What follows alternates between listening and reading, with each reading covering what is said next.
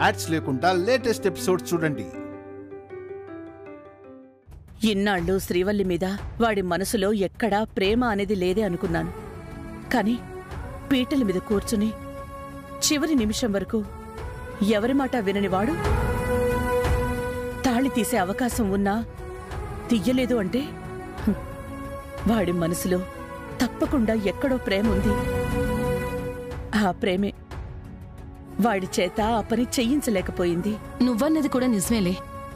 వాడికున్న మొండితనానికి, వాడికున్న కోపానికి శ్రీవల్లి మీద ప్రేమ లేకపోయుంటే ఆ పని చేయటం వాడికి ఎంతసేపు చెప్పు?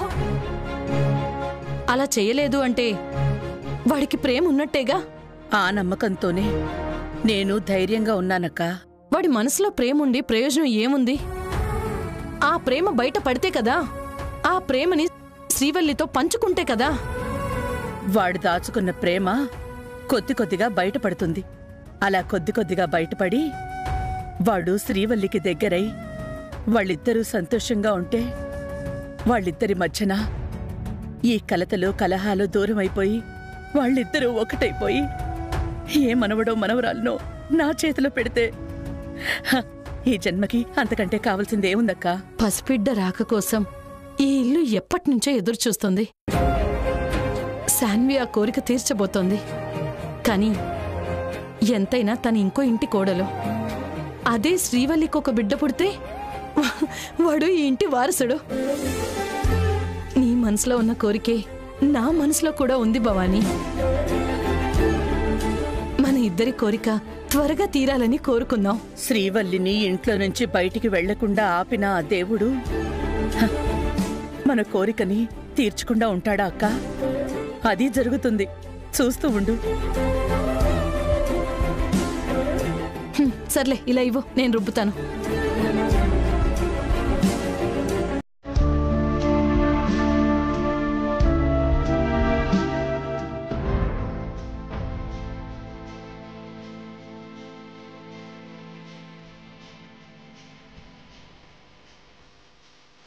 నేను ఏది చేసినా లీగల్గానే చేశాను. నాకిష్టం లేదంటే లేదనే చెప్పాను. నాకు విడాకులిస్తే తన బతుకు తన బతకచ్చు కదా. నా మనసుకి వద్దు అనిపిస్తే వద్దనే కోర్టుకు వెళ్ళాను.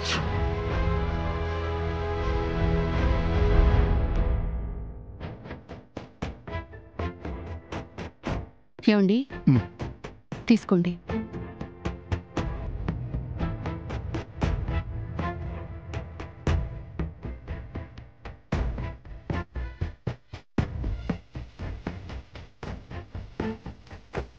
ఏంటో కమల, అక్కడ మన అమ్మాయి పరిస్థితి ఏంటో, ఎలా ఉందో ఏమిటి అర్థం కావడం లేదు.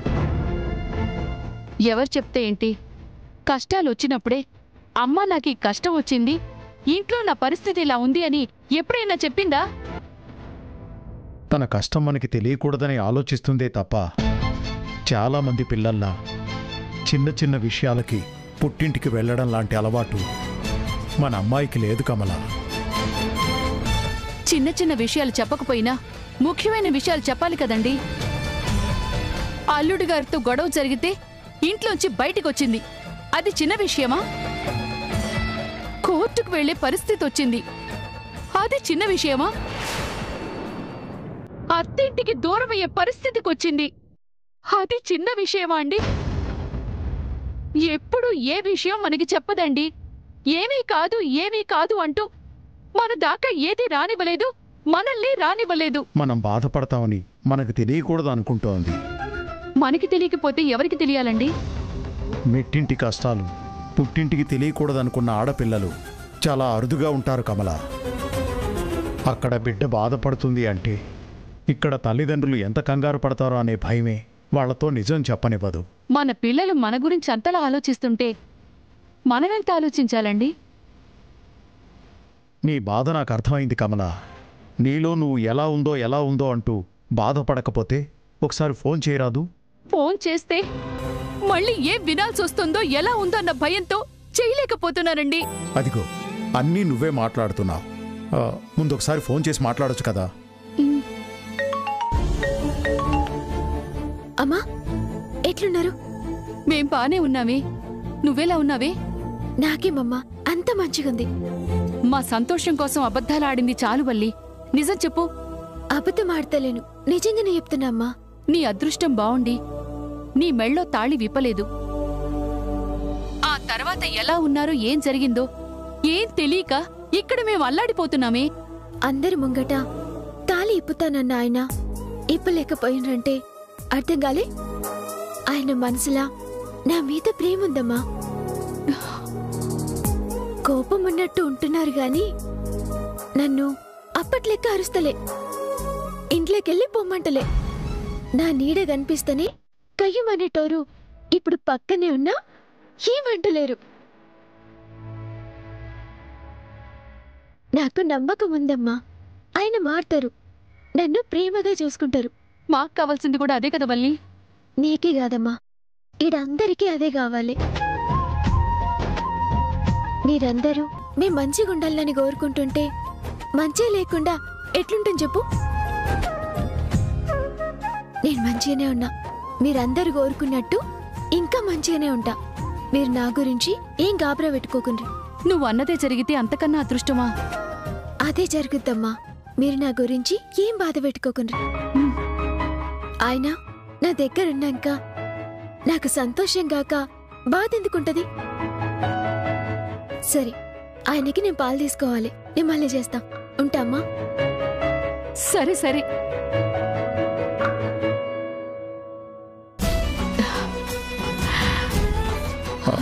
కమల, ఇప్పుడైనా నాకు ప్రశాంతంగా ఉంటావుగా? అలాగేనండి.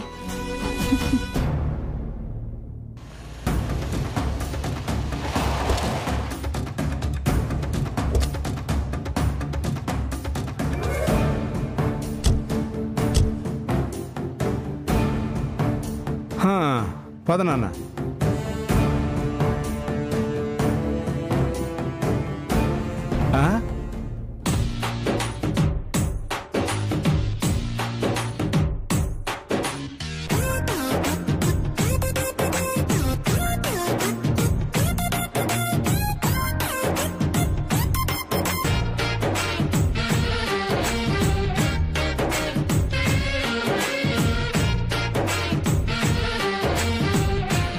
అవ్వా ఓ చిచ్చి, ఈ ఇంటికి వచ్చినప్పుడు శకునమే బాగుంటలేదురా. ఆ రోజేమో చీరలు లంగాలు జాకెట్లు ఆరేస్తూ వంట చేశాడు, కాఫీ పెట్టాడు. ఈ రోజేమో ఒడియాలు పెడుతున్నాడు. నాన్న, ఇదేం తెగే బేరంలా లేదు కానీ మనం పోదాం. పెదనాన్న, అతనేం చేస్తే మనకెందుకు? మన పని చేస్తాడా లేదా అనేది మనకి ముఖ్యం.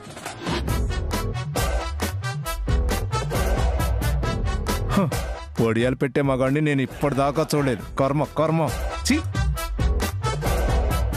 Good morning sir. అరే మీరా? చూడలేదు. వడియాలు పెట్టే ఏకాగ్రతలో ఉన్నారు, మీరెక్కడ చూస్తారులేండి. అవునండి, మా ఆవిడికి గుమ్మడికాయ వడియాలంటే ఇష్టం, అందుకే పెడుతున్నాను. ఏంటి అన్ని పనులు మీరే చేస్తున్నారు? మీ ఆవిడ గారు ఏమీ చేయరా? అయ్యో, ఎందుకు చేయదు? అన్ని పనులు ఇద్దరు షేర్ చేసుకుంటాం. షేర్ చేసుకోవడానికి మీరెక్కడ మిగులుస్తున్నారు గనక ఇంటి పని, వంట పని, బట్టల పని, చివరికి వడియాలు పెట్టడంతో సహా అన్నీ మీరే చేస్తున్నారుగా. భలే వాళ్లే. నేను వంట చేస్తాను, ఆమె తిని పెడుతుంది. నేను కాఫీ పెడతాను, తను తాగి పెడుతుంది. అది షేరింగే కదా. దాన్ని షేరింగ్ అనరు. ముగ్గుడితో బండ చాకిరీ చేయించి ఆమె మాత్రం ఎంజాయ్ చేస్తుంది. అది మీకు అర్థం కావట్లే. పెదనాన్న, సరే, బాగా ఎండగా ఉంది, లోపలికి వెళ్ళి మాట్లాడుకుందాం.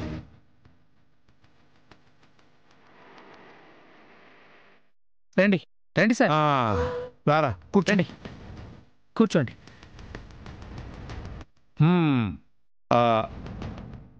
లాయర్ గారు, నేను ఒక విషయం అడుగుతాను, మీరేం అనుకోరుగా? ఏమనుకోనండి, చెప్పండి. అసలు మా అబ్బాయికి విడాకులు ఇప్పించడం కాదు గాని ముందు మీరు విడాకులు తీసుకునే అవసరం కనిపిస్తుందండి. ఇలా మగాడు ఒడియాలు పెట్టడం చిచి కామెడీ కార్టూన్లో కూడా చూడలేదు. మీకు అలా అనిపిస్తుంది, నాకు ఎప్పుడు అలా అనిపించలేదు. అయినా ఇన్నేళ్ల కాపురం తర్వాత ఇప్పుడు ఆ ఆలోచన రమ్మన్నా రాదు. మేము ఇప్పటికీ చాలా అన్యోన్యంగా ఉంటాం. భార్య పని భర్త పని అన్నీ మీరే చేస్తుంటే అన్యోన్యంగా కాక ఎలా ఉంటారులేండి. పెదనాన్న, వచ్చిన విషయం వదిలేసి ఏంటి మీరు?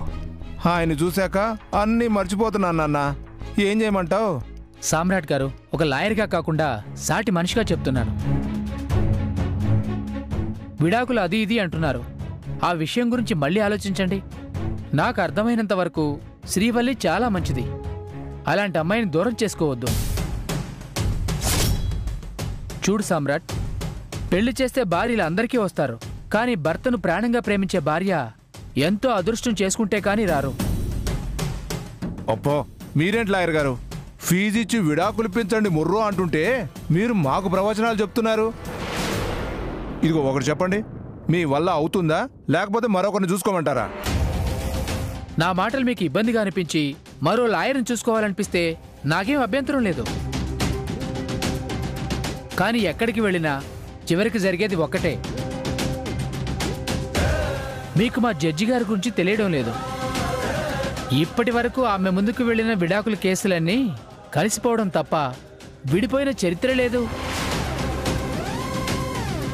ఆ ఘనమైన రికార్డు మా జడ్జి గారికి ఉంది.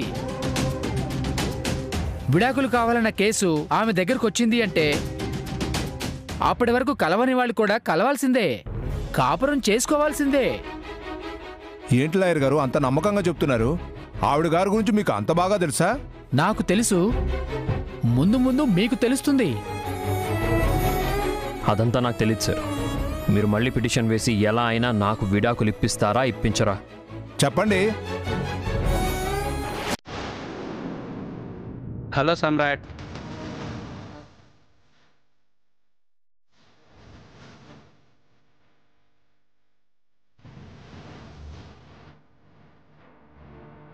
సార్ మీరేంటి ఇక్కడ?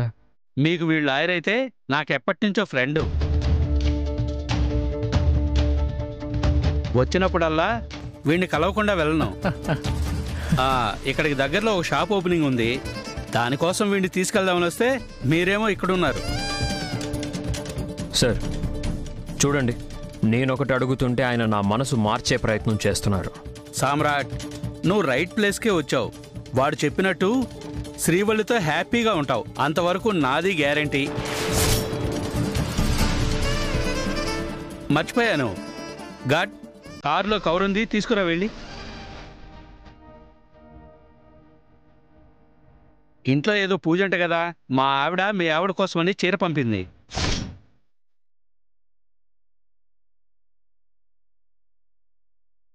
సామ్రాట్, ఈ చీర శ్రీవల్లికి ఇవ్వు.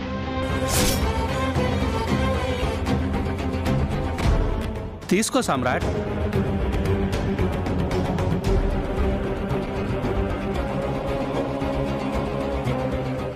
సరే, నాకు టైం అవుతుంది, మేము వెళ్ళాలి. రేయ్, నువ్వేంట్రా ఇంకా ఇలానే ఉన్నావు? వెళ్ళి రెడీ అయ్యిరా.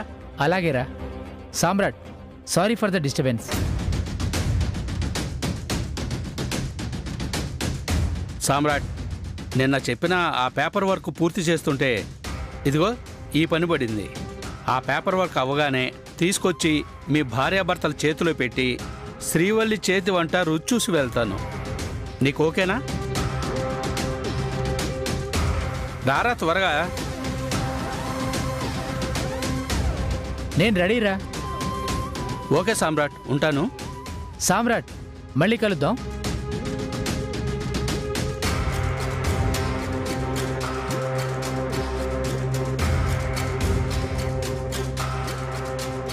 నాన్న సామ్రాట్, ఏంటో అందరూ కట్టకట్టుకొని శ్రీవల్లి శ్రీవల్లి అంటూ మంత్రం వేసి నీ మనసు మార్చే ప్రయత్నం చేస్తున్నారు. నాన్న, ఎవరు ఎన్ని చేసినా ఎవరు ఏం చెప్పినా సరే నీ మనసైతే మారదు కదా. నీకు సంతోషం కావాలి అంటే శ్రీవల్లి నీ జీవితంలో ఉండకూడదని నీకు తెలుసు కదా నాన్న. సరే పద నాన్న, పద.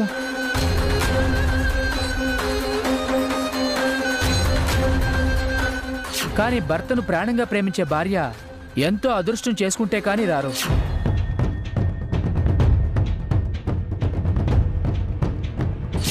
వాడు చెప్పినట్టు శ్రీవల్లితో హ్యాపీగా ఉంటావు. అంతవరకు నాది గ్యారంటీ.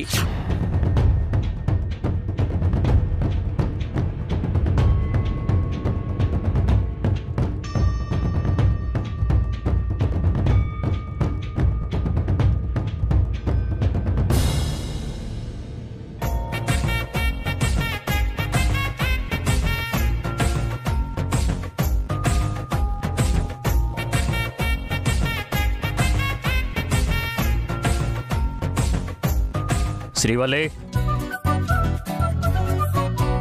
శ్రీవల్లి లారా. వస్తున్నా. వెళ్ళు వెళ్ళు వెళ్ళు వెళ్ళు వెళ్ళక్క. సిగ్గు మళ్ళా కూడా పడచ్చు. బావు మూడు మారకు ముందే వెళ్ళు.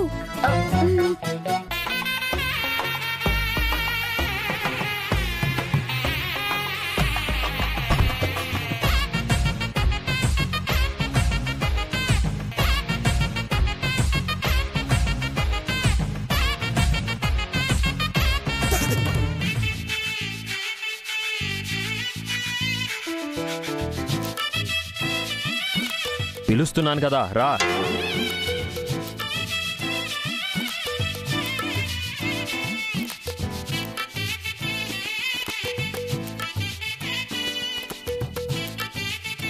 ఈ 6 అడుగులు రావడానికి నీకు 6 నిమిషాలు పట్టిందా?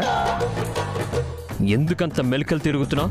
అంటే గది మీరు పిలవక ప్రేమగా శ్రీవల్లి అని పిలిచిండ్రు కదా, అందుకు. చాలా ఎక్కువగా ఊహించుకుంటున్నావు. రైటర్గా ట్రై చేయకూడదు. మీరు పిలిచిండ్రో లేదా? నేను పిలిచాను. దానికి నువ్వు ప్రేమగా పిలిచానని యాడ్ చేసుకోవాల్సిన అవసరం లేదు.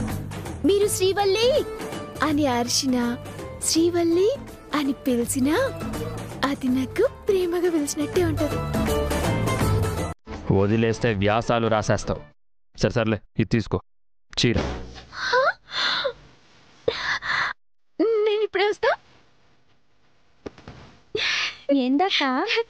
మీ బావ నా కోసం చీర తీసుకొచ్చిండ్రు. అవునా?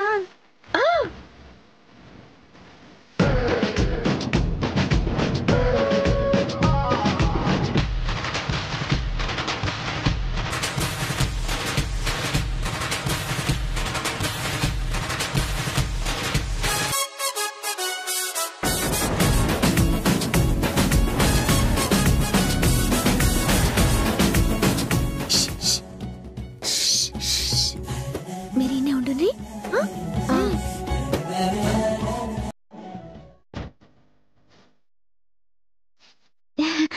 ఏంటి నా కోసం మీరు చీర తెచ్చిరా? గీతి కళ్ళ నిజమా? ఏయ్ ఆపు. ఎందుకంత ఓవర్ యాక్టింగ్ చేస్తున్నావు? గదేందండి, మీ చేతుతోని నాకు చీర తెచ్చిండ్రంటే గీ మాత్రం ఆనందంగా ఉండదా ఏంది? ఈ ఎక్స్ట్రాలే తగ్గించుకుంటే మంచిది. మీరు కళ్ళ ముంగటుంటే ఎక్స్ట్రాలు కాదు, ఎక్స్ట్రీమ్గా ఉండాలనిపిస్తుంది. కానీ మీరేమో తిడతారని ఇగో జరగిట్లా అడ్జస్ట్ అవుతున్నా. సర్లే, ముందు ఈ చీర తీసుకో. మీ చేతులతోని నాకు చీర తెచ్చిండ్రా? గీ ఆనందం తట్టుకోలేకపోతున్నా. నాతో నైతలేదు. చెప్పేది పూర్తిగా వినవా? చీర నేను తీసుకురాలేదు. మినిస్టర్ గారి మిసెస్ నీకు పంపించారు. గట్లనా? థ్యాంక్స్ అండి. చీర పంపించింది ఆవిడని చెప్తుంటే నాకు థ్యాంక్స్ చెప్తున్నావు ఎందుకు? పంపించింది ఆమెనే గాని గీడిదాకా తెచ్చింది మాత్రం మీరే కదా. ఇచ్చింది ఆమెనే అయినా నాకు ఇస్తుంది మాత్రం మీ చేతులే కదా. గందుకే మీకే థ్యాంక్స్ చెప్తున్నా. చాలు చాలు, కాస్త చనువిస్తే చాలు. నెత్తికెక్కి కూర్చోవాలని ట్రై చేస్తుంటావు. పక్కన చోటినప్పుడు ఇంకేం చేయాలి మరి? నిన్ను రాగుంది. ఏంటి? గిన్నెలా మల్లెపూలున్నాయి ఉంటే ఇవి తీసి నా తల్ల పెట్టండి. నెవర్. అంటే పూలు పెట్టరు అన్నమాట. సరే, నేను సీదా మినిస్టర్ ఇంటికి పోతా. గిడ జరిగిందంతా ఏడ్చుకుంటూ చెప్తా. అప్పుడు ఆయన ఇడికొస్తారు. ఆయన ఇడికొస్తే ఏమైతుందో తెలుసు కదా. సరే ఇటు.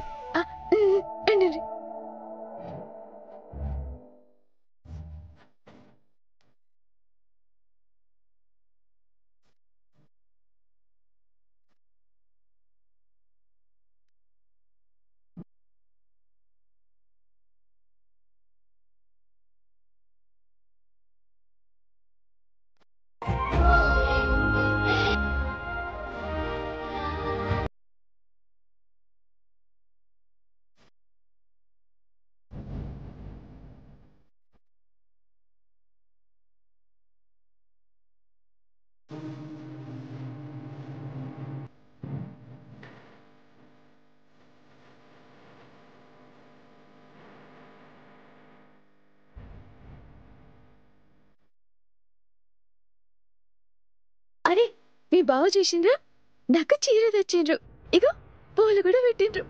చూస్తూనే ఉన్నాం ఫ్రెండ్. బావ పడిపోతున్నాడు. మెల్లగానే ప్రేమలో పడిపోతున్నాడు. సరే సరే, ముందుగాల ఈ ముచ్చట మా అత్తమ్మకి చెప్పాలి. మనం మళ్ళీ కలుద్దాం. Boy friend.